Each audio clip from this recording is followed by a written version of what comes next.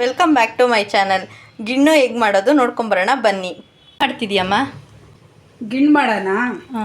ಗಿಣ್ಣು ಮಾಡೋಕ್ಕೆ ಇದು 1 ರಿಂದ 1.5 ಲೀಟ್ರ್ ಹಾಲಿದೆ.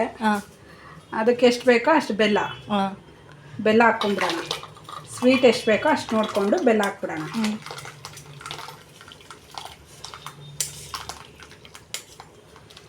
ಸಾಕು ಅನಿಸುತ್ತೆ. ಇದು ಕರಗಿಸ್ಕೋಬೇಕು. ಇದರಲ್ಲೆಲ್ಲ ಧೂಳು ಕಸ ಕಲ್ಲು ಎಲ್ಲ ಇರುತ್ತೆ. ಇದೆಲ್ಲ ಕರಗಿಸ್ಕೊಬಿಟ್ಟು ಫಿಲ್ಟ್ರ್ ಮಾಡ್ಕೋಬೇಕು. ಅದಕ್ಕೆ ಬೆಲ್ಲ ಹಾಕ್ಕೊಂಬಿಡೋಣ. ಇದು ಬೆಲ್ಲ ಹಾಕಿದ್ವಲ್ಲ, ಈಗೆಲ್ಲ ಕರಗಿದೆ. ಈಗ ಸೋಸ್ಕೋಬೇಕು. ಒಂದು ಸ್ಟೀಲ್ ಪಾತ್ರೆಯಲ್ಲಿ ಸೋಸ್ಕೊಂಡು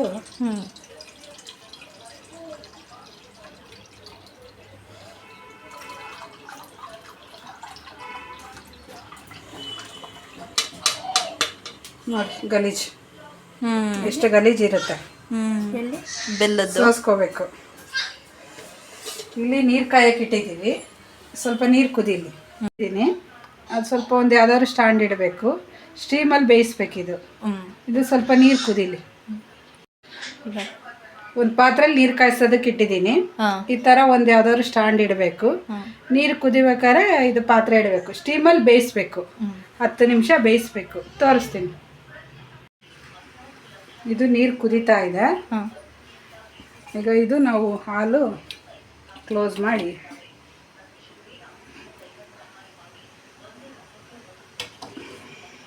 ಇಟ್ಬಿಡೋಣ.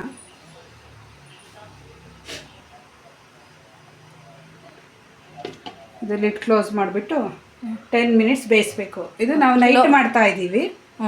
ಮೀಡಿಯಮ್ ಫ್ಲೇಮಲ್ಲೇ ಬೇಯಿಸ್ಬೇಕು. ನೈಟ್ ಮಾಡ್ತಾ ಇದ್ದೀವಿ. ಬೆಳಗ್ಗೆ ಓಪನ್ ಮಾಡಬೇಕು. ರಾತ್ರಿ ಮಾಡಿಟ್ಟಿರೋ ಗಿಣ್ಣ ರೆಡಿಯಾಗಿತ್ತ ನೋಡೋಣ. ಇದು ರಾತ್ರಿ ಮಾಡಿಟ್ಟು ಬೆಳಗ್ಗೆ ತಿಂದರೆ ಚೆನ್ನಾಗಿರುತ್ತೆ.